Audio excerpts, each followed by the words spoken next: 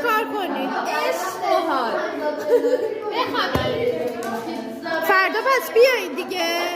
فردا بیاین که چیز کنیم. مرسی دست فردا بیاین درس بدیم.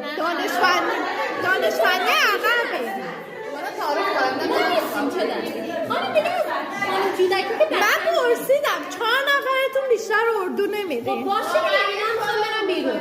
بقیه اردوی خودجوش داریم خارج از مدرسه. سمانینم که اصلا نمیام مدرسه میمونن این دوستان. خب اینم که میخوام نه دیگه من باید بیام مدرسه حاضری اینم که بزنم. میخوام برم بیرون.